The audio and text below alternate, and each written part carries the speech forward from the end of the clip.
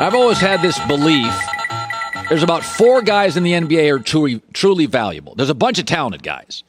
But Jimmy Butler, LeBron, Steph Curry, Chris Paul are talented and incredibly valuable. I mean, if you go look at Miami this year, as good as they are, they can't win without Jimmy Butler. The Lakers are winning without AD. AD is good, but he's not as valuable as LeBron. And KD, we always thought was valuable. But the Warriors won without him. And now Brooklyn's won 13 of 14 without him. And Harden gives you 82 games. Harden's there every night. Harden he's become a distributor as well. And it feels like, to me, much like Golden State, KD's the most talented guy, but Steph was the true heart and soul of the Warriors, and Harden feels like he's become the heart and soul of Brooklyn. Well, yeah, with KD being out, he's obviously left the door open for Harden to step in and do that. And Colin, you're right. Everything that's going on in Brooklyn, and they would be great without Harden. They had a chance to win it, certainly to win the East, before Harden even got there. Okay, however, the reason it is working now is all because of James Harden. As great as Kyrie Irving is playing, and he's playing great, and it is because Harden stepped in there. Colin, 4 of his first 6 games with the Nets, he took 14 or fewer shots. Couple times, once he took 9, once he took 10. That unselfishness, everybody saw it. Everybody was waiting to see, okay, how's this going to work? This dude gets 24 shots a night in Houston. How's he going to fit in here? He goes in, he's taking 12 shots, 13 shots, and now the tone of unselfishness is set. And he's playing like a true point guard. Kyrie sees that. Wow. You know what? You be the point guard. I'll just be a 2, which is really fits my skill set better. And now you look at the way they play. The ball is not sticking. It is moving. Everybody's touching it. Joe Harris, Jeff Green, Bruce Brown. And now they're excited because they're like, hey, we're not just standing around watching the stars. We're touching the ball. We're getting shots. We're playing better than ever offensively. Now they're more eager to do it on the defensive end. And guess what? During this 14-1 stretch, the Brooklyn Nets are 14th in the league defensively in terms of efficiency. That's all they need.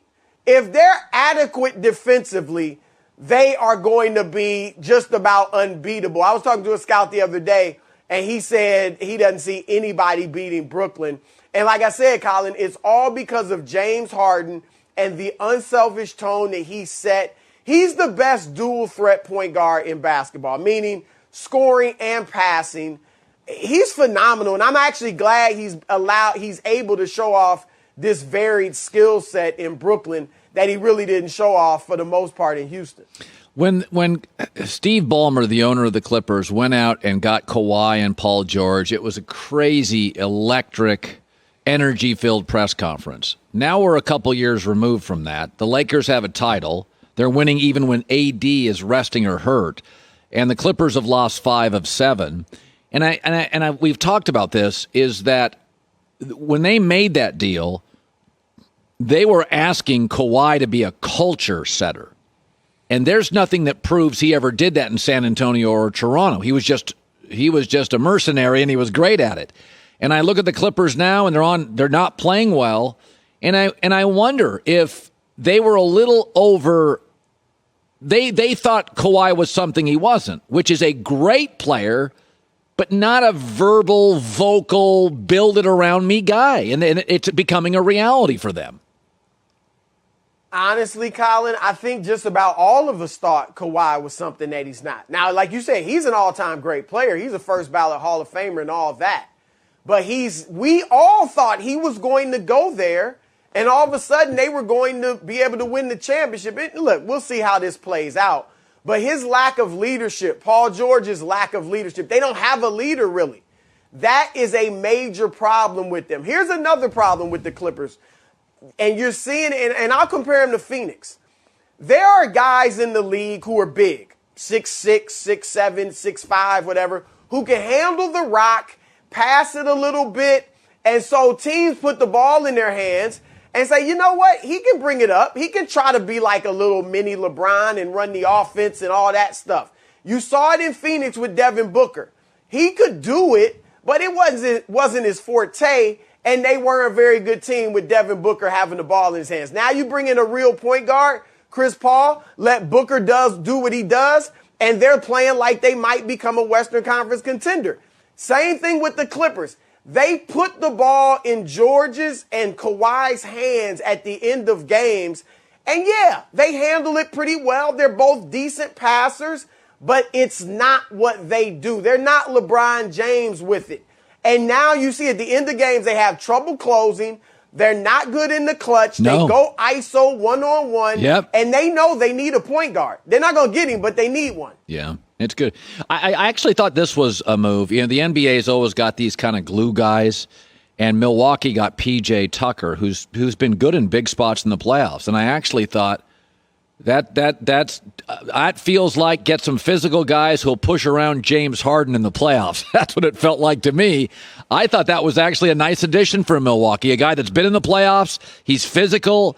He'll go out and guard your best guy. He'll get in your head a little bit. Like, I thought that was that could win a P.J. Tucker can win you a series that maybe you couldn't win before. I think he's that valuable of a player. Your thoughts?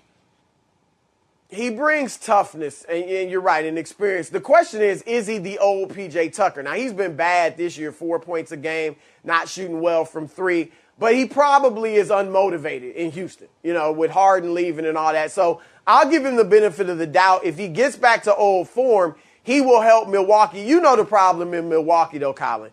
Giannis isn't a closer. And so at the end of games, he's setting screens for Chris Middleton and Dante DiVincenzo and Drew Holiday. And he'll get his 7 points in the fourth quarter, but he's doing it off putbacks and dump-offs and things like that. That's a problem for them, and it's going to be a bigger problem in the playoffs than it is even right now. And we've seen that happen over the last 2 years. All right, Chris Broussard, Fox Sports NBA analyst. Good seeing you, bud. Hi, everybody. Thanks for watching. Subscribe here to get the latest from the show. Also, be sure to check out more of the best clips from The Herd or go watch a few segments from other shows on FS1.